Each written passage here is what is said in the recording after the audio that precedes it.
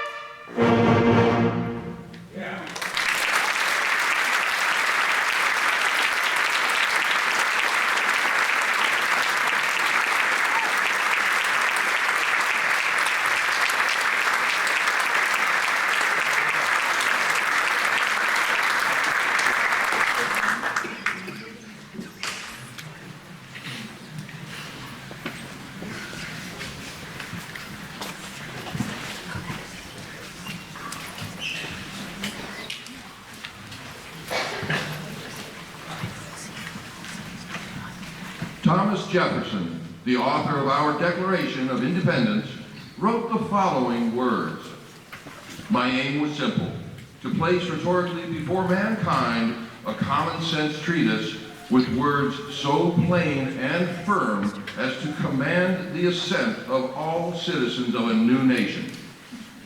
The principles I expressed were not mine alone, but the convictions of a free people and the collective wisdom of the Enlightenment. We held these truths to be self-evident, that all men are created equal, endowed by their Creator with unalienable rights, among which are life, liberty, and the pursuit of happiness." I will narrate some of the most important lines from our Declaration of Independence during a Jefferson portrait.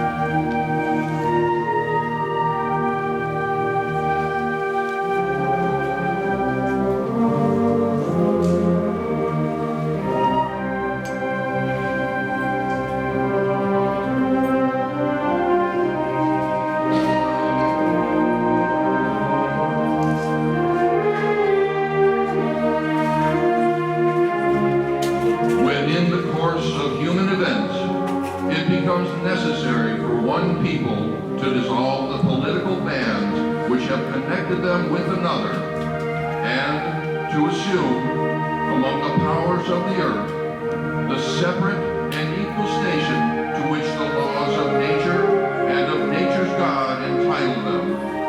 A decent respect to the opinions of mankind requires that they should declare the causes which impel them to the separation.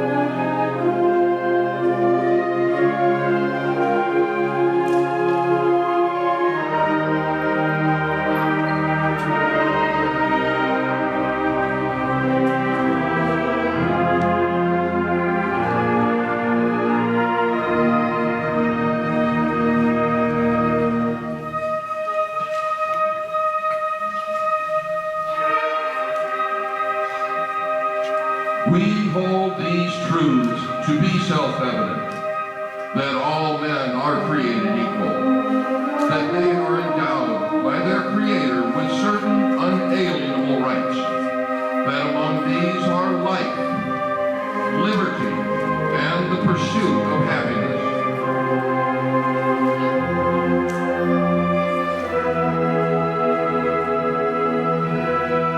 That to secure these rights, governments are instituted among men, deriving their just powers from the consent of the governed.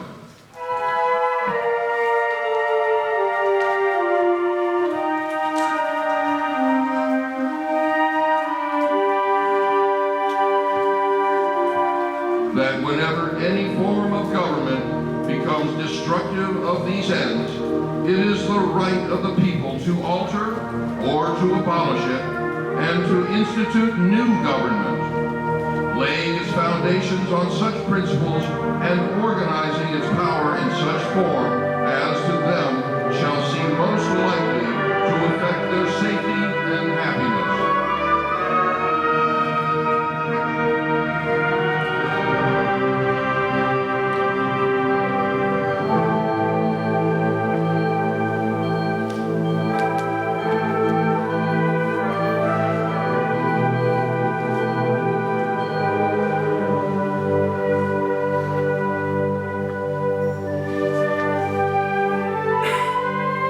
Prudence, indeed, will dictate that governments long established should not be changed for light and transient causes. And accordingly, all experience hath shown that mankind are more disposed to suffer while the evils are sufferable than to right themselves by abolishing the forms to which they are accustomed. But when a long train of abuses and usurpations pursuing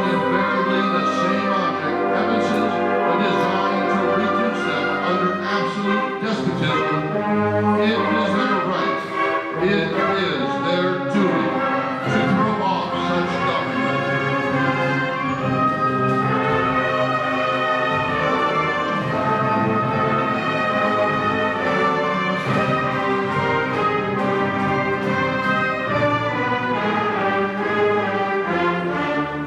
Such has been the patient sufferance of these colonies.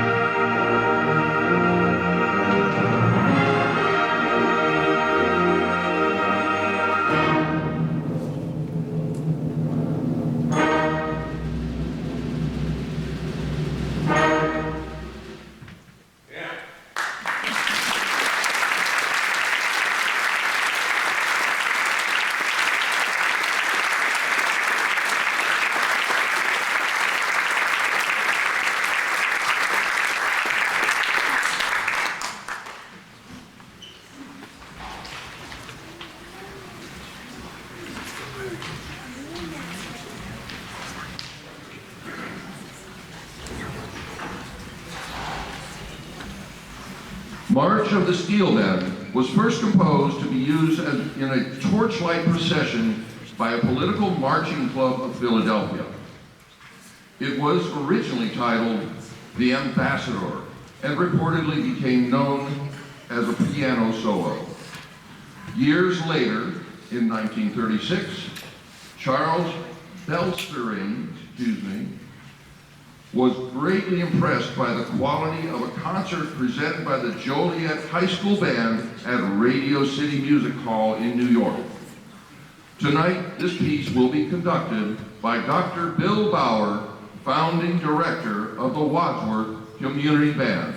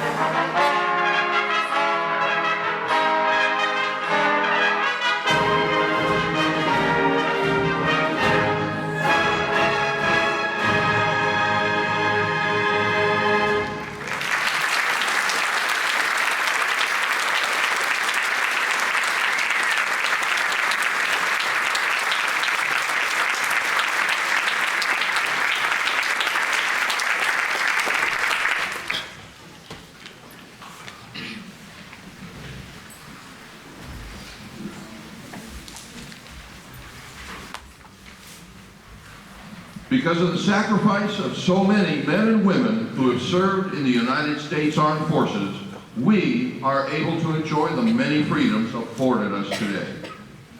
The band will dedicate the following medley to all of those men and women. If you or a loved one has served in or is currently serving in one of the armed forces, we ask that you stand during the performance of your respective military tune. The audience is encouraged to show your appreciation for their service or the service of their loved ones.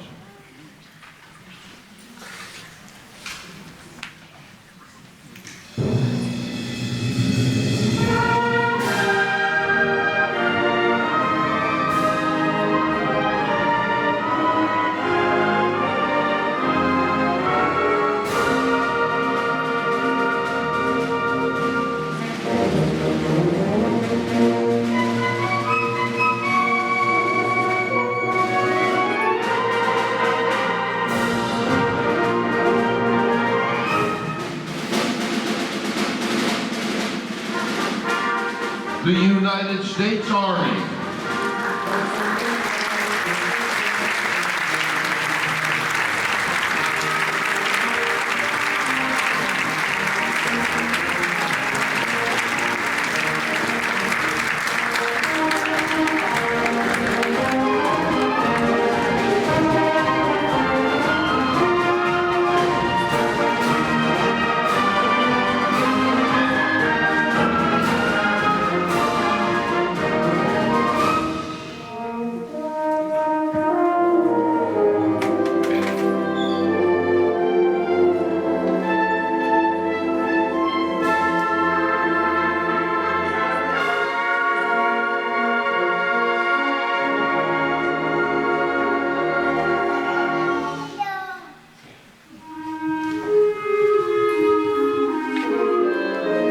The United States Coast Guard.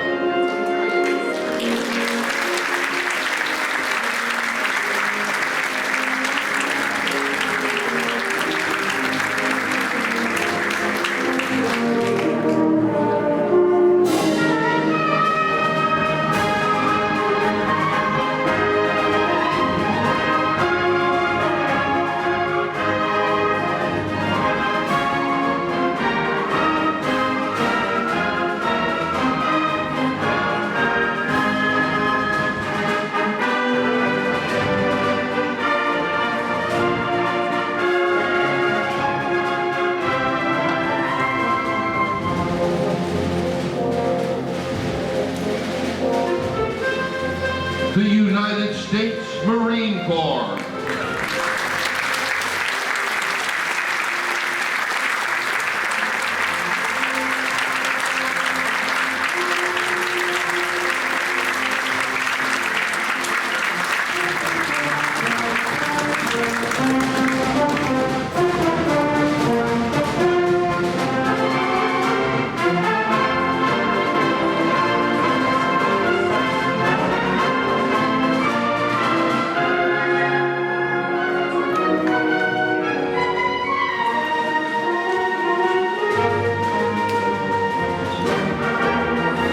The United States Air Force.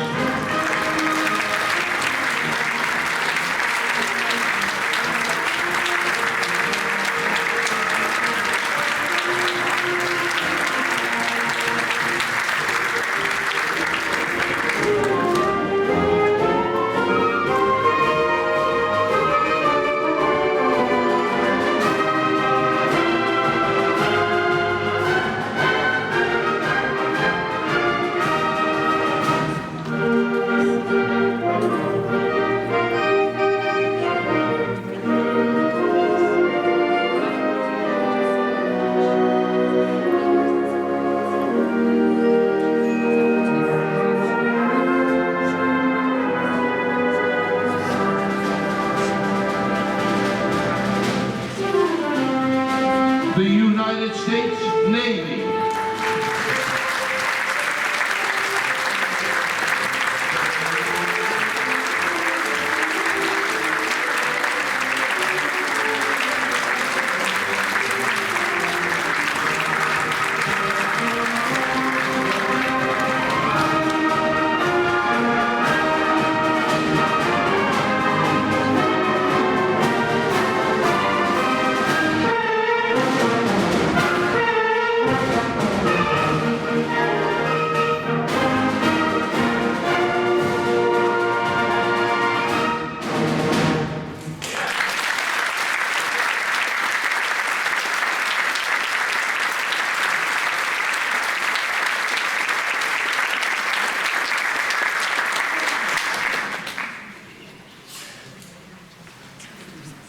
The rich and musical legacy that Carmen Dragon left the world usually includes his solid reputation as a consummate orchestrator.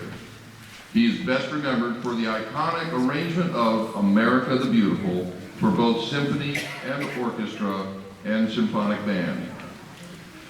Samuel Ward's familiar tune enjoys a sumptuous feast of harmonic color and instrumental nuance.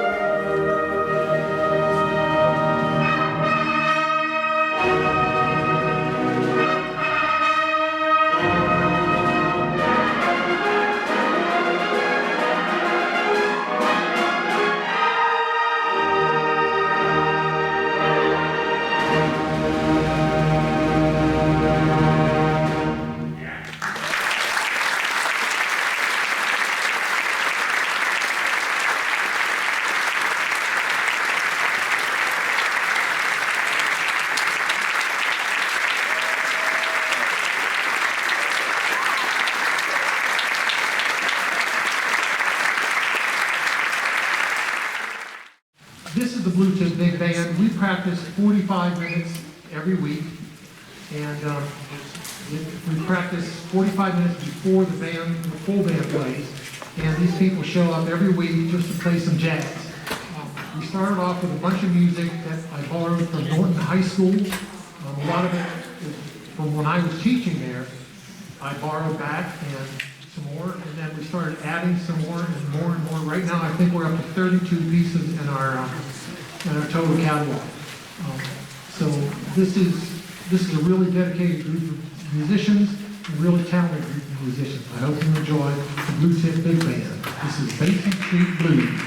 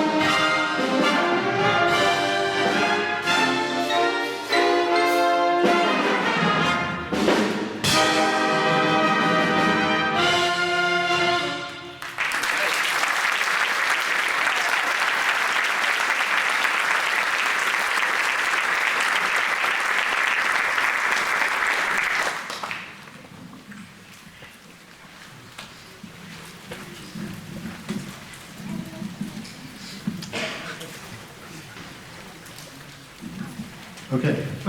The next tune was made famous by the Buddy Rich Big Band. I think he put this on 2 or 3 of his albums. He played it at almost every gig through the 70s and 80s and up until his death. So this is Channel 1 Suite.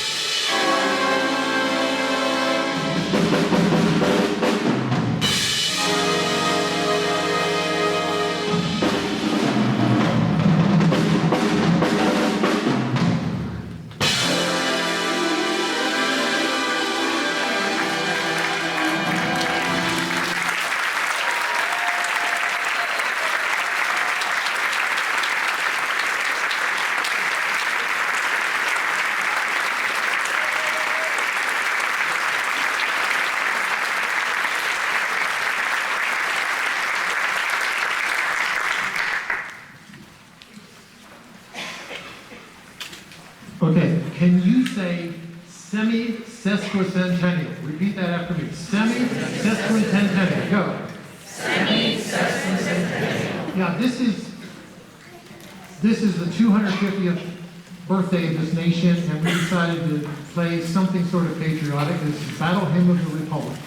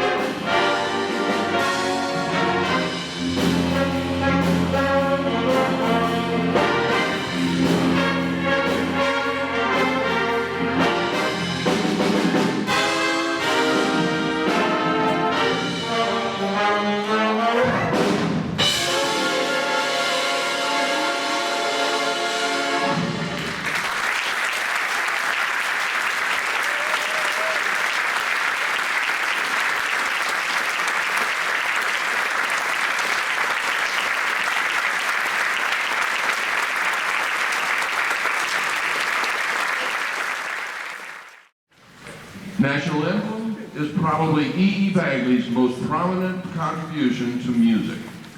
Bagley composed the score during a 1902 train tour with his family band. He became frustrated with the ending and tossed the composition in a bin. Members of his band fortunately retrieved it and secretly rehearsed it in the baggage car. Bagley was surprised when the band informed him minutes before the next concert that they would perform it.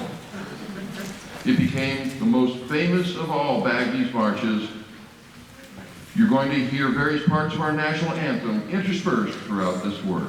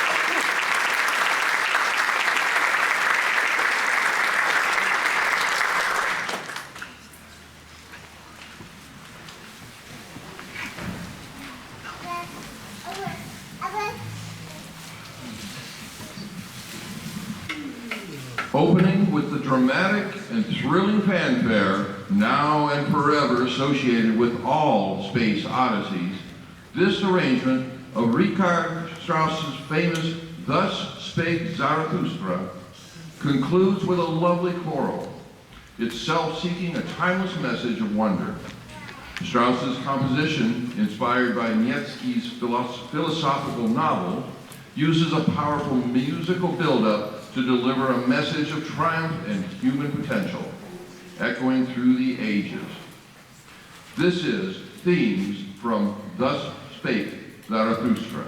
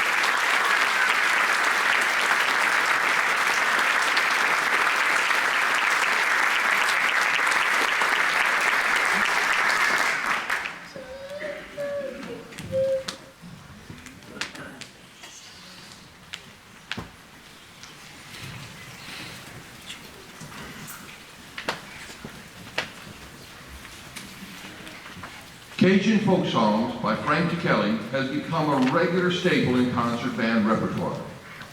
This two-movement work was composed as a tribute to the people of the old Cajun folk song culture with hopes that their contributions will not be forgotten.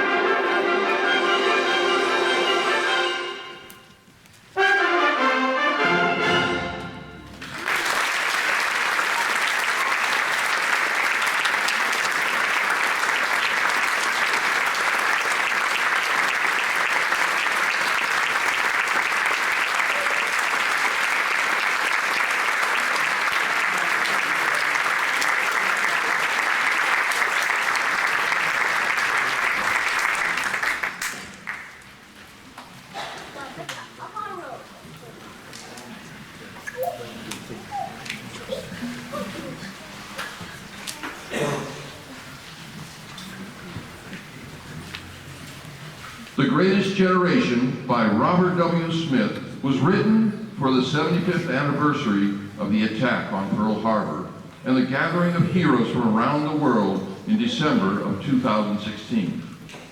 This composition pays tribute to America's greatest generation.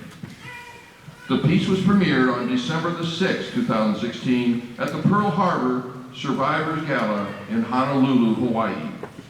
It was later performed again on the morning of December the 7th, 2016 at Pearl Harbor, Hawaii, as part of a ceremony at the USS Missouri overlooking the USS Arizona Memorial.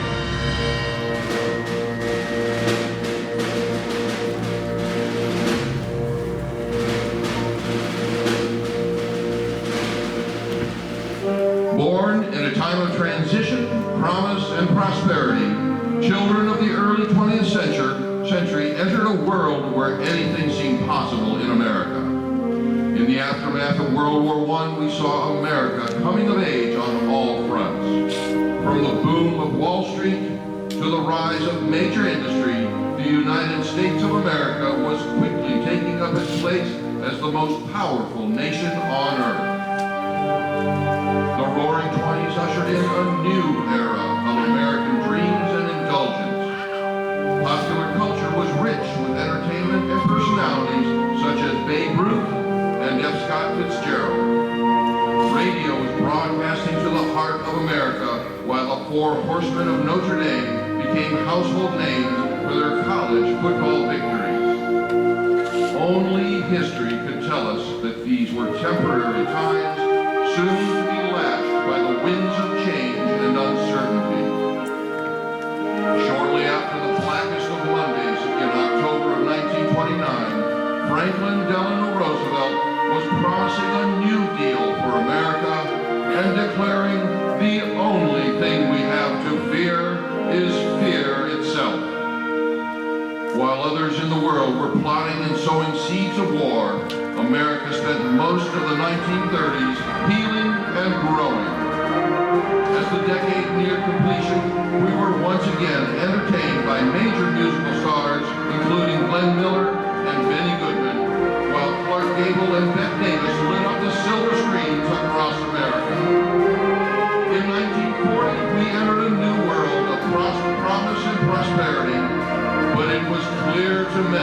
that war would define this generation's coming of age.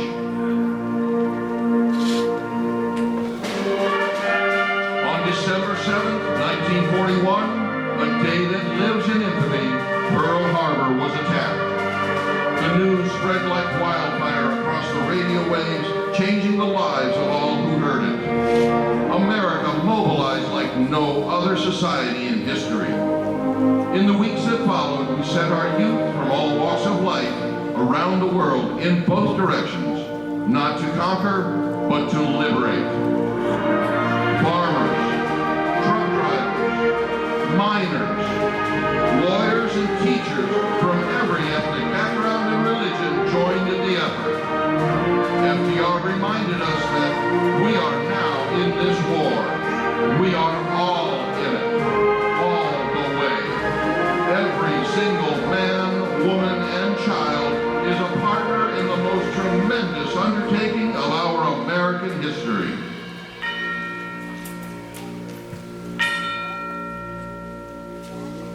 Americans believed in the cause. The freedoms of speech, religion, and economic prosperity became our vision, not just for us, but the entire planet.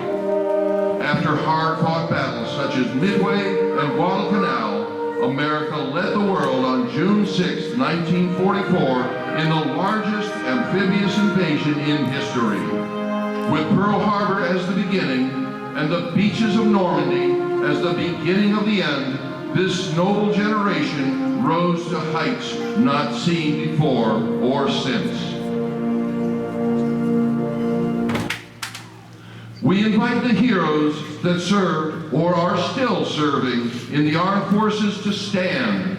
Stand up, united in purpose and passion for a greater world, a world in which you fought, dreamed, and shared with the generations to follow. Lift your hearts as we salute you and remember those that gave selflessly and changed history. America's greatest generation.